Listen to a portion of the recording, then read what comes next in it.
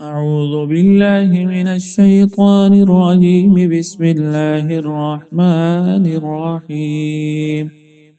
وسارعوا إلى مغفرة من ربكم وجنة عرضها السماوات والأرض أعدت للمتقين الذين ينفقون في السراء والضراء والكاظمين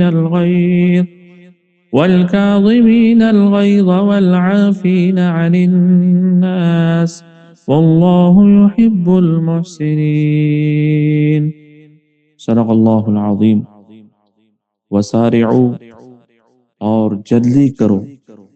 الی مغفرت من ربکم اپنے رب کی بخشش کی طرف وجنت اور اس جنت کی طرف عرضها السماوات والارض جس کی چوڑائی زمین و آسمان ہے اعدت للمتقین جو متقیوں کے لیے تیار کی گئی ہے الذین متقی وہ لوگ ہیں ينفقون جو اپنا مال خرچ کرتے ہیں فی السراء خوشی میں والضراء اور تنگی میں والکاظمین الغیظ اور وہ غصہ پی جاتے ہیں والعافین عن الناس اور لوگوں کو معاف کرتے ہیں واللہ یحب المحسنین اللہ احسان کرنے والوں کو معاف کرتا ہے۔ اس آیت مبارکہ میں اللہ رب العزت نے فرمایا کہ لوگوں جلدی کرو اللہ کی بخشش کی طرف،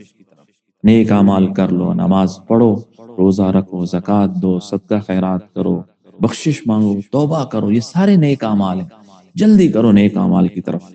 ایسا نہ ہو کہ وقت نکل جائے اور موت آ جائے۔ اور اس جنت کی طرف جس کی چوڑائی زمین و آسمان ہے، یعنی زمین و آسمان بھی اس کی چوڑائی کے اندر شامل ہو جائیں، اتنی چوڑی اور اتنی بڑی جنت ہے اللہ کی۔ اس زمین و آسمان اس کے مقابلے میں کچھ بھی نہیں ہے، صرف انسانوں کو سمجھانے کے لیے بتایا گیا، اور وہ نیک لوگوں کے لیے تیار کی گئی۔ نیک لوگوں کی دو صفات، پہلا وہ مال خرچ کرتے ہیں اللہ کے راستے میں، صدقہ خیرات کرتے ہیں، چاہے خوشی ہو تنگی ہو، جو اللہ نے ان کو دیا اپنی طاقت وسعت کے مطابق اپنے گھر والوں پر، خاندان والوں پر، غریبوں پر، مسکینوں پر اللہ کے راستے میں لگاتے ہیں۔ دوسرا والکاظمین الغیظ والعافین عن الناس، غصہ پیتے ہیں اور لوگوں کو معاف کرتے ہیں۔ کسی سے غلطی ہو جائے، چھوٹے سے، دوست سے، بڑے سے، بھائی سے، بہن سے، بیوی سے، بچے سے، غلام سے، خادم سے، معاف کر دیتے ہیں، غلطیاں معاف کرتے ہیں، غصہ کو پی جاتے ہیں۔ اللہ کو ایسے لوگ پسند ہیں، یہ احسان کرنے والے لوگ۔ اس لیے نیک اعمال کرنے میں جلدی کرنی چاہیے، اپنا مال خرچ کرنا چاہیے، غصہ پر کنٹرول کرنا چاہیے، اور لوگوں کو معاف کرنا چاہیے، لوگوں کے ساتھ بھلائی، احسان، نیکی کرنی چاہیے۔ اللہ ہم سب کو ان صفات پر عمل کرنے کی توفیق عطا فرمائے، آمین۔